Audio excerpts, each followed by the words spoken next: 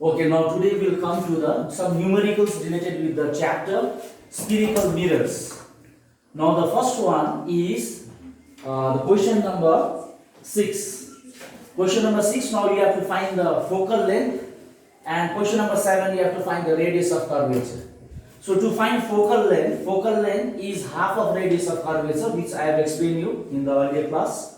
And radius of curvature is equal to twice the focal length. So there is a relation between the radius of curvature and the focal length, and always the radius of curvature is more than the focal length, because the distance from the pole and the focus is called the focal length, and the distance from the pole and the center of curvature. Suppose if I write it C here, so the distance from the pole and the center of curvature is the radius of curvature, and radius of curvature is always more than the focal length. So considering that condition here, so radius of curvature is given 20 centimeter, you have to find focal length. So focal length equals to half of radius of curvature, that is the value of r is 20, so 20 divided by 2 will be 10. So therefore focal length equals to 10 centimeter. Similarly, question number 7, you have to find the radius of curvature. Focal length is given 20 centimeter, so radius of curvature equals to 2 times the focal length. So r equals to 2 into 20, when you multiply it you will get 40 centimeter. So this 40 centimeter is the radius of curvature. And question number 8, that is 8a and b, you have to draw the ray diagram. Okay, you have to draw the path of the reflected rays. So these are the question number 8a and this is question number 8b. So now this diagram depicts that these are the two incident rays coming from a source. Now, and this mirror is a convex mirror.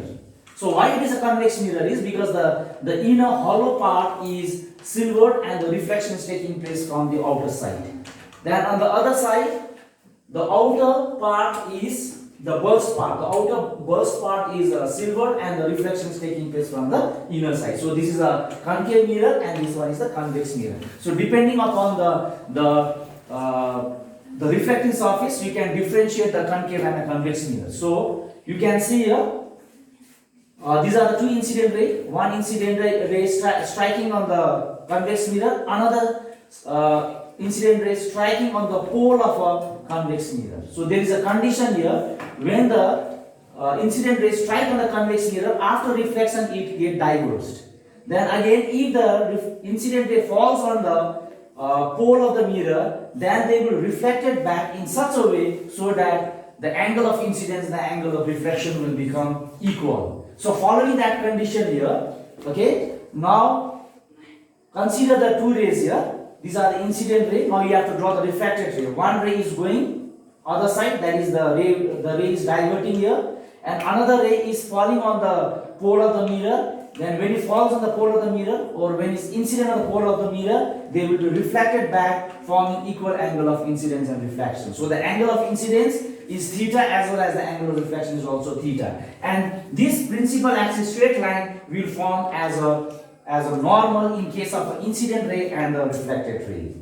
And number B, this is the concave mirror. The two incident rays are there. Again, you have to draw the reflected path of this incident ray. How will you draw? Look at here. One ray of light is falling on the pole of the mirror. When it falls on the pole of the mirror, the rays of light will be reflected back, forming equal angle of incidence and reflection, which I have written here. Both the angles will be theta here. Then again, another ray of light is passing through the center of curvature. So when it passes to the center of curvature, after reflection, it goes back to the center of curvature without any changing in the path or without any deviation. So this is the answer of question number 8A and B.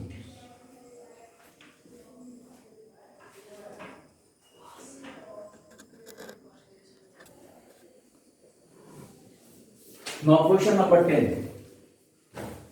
In question number 10, there are the two incident rays which falls on the convex mirror. Now you have to draw the path of the reflected ray and show the focus and also find the focal length. So these are the questions. Now there are two rays of light which are parallel to the principal axis. P is the pole C is the center of curvature.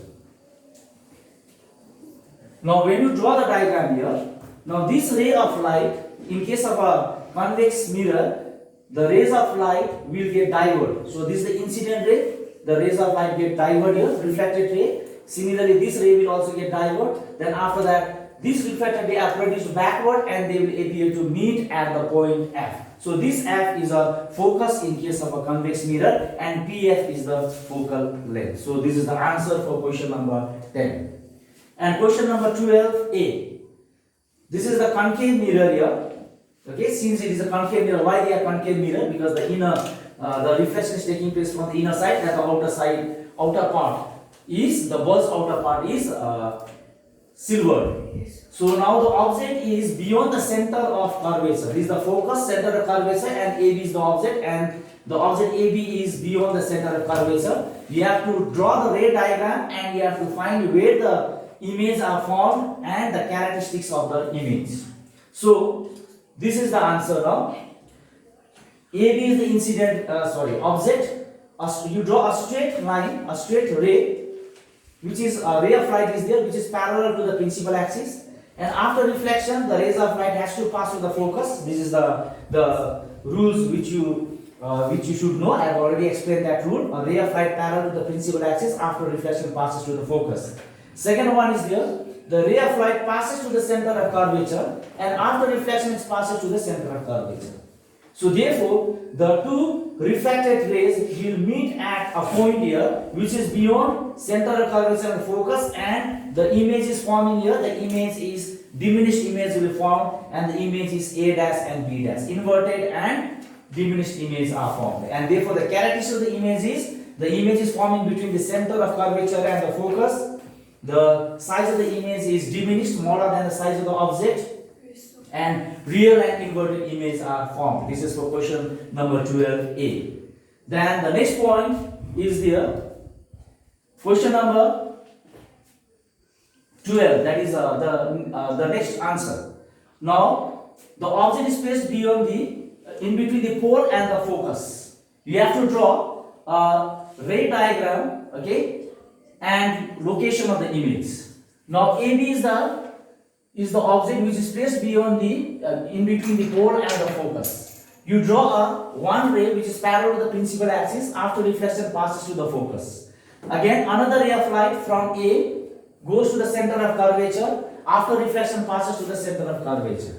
These rays of light, these reflected rays of light are not intersecting, but these reflected rays of light are produced backward and they will appear to meet at the point A dash and B dash. Now this A dash and B dash will be the image of the object AB. So therefore this image of mirror, that is a concave mirror, is forming behind, the image is forming behind the mirror. Enlarged image is formed, okay, and virtual and erect images are formed. So these are the two answers of the question number 10. Okay, so one is when the object is placed beyond the center of curvature where the image is forming, and another question is there when the object is placed between the pole and the focus where the image is formed. So this is the ray diagram, how you will follow to make this diagram.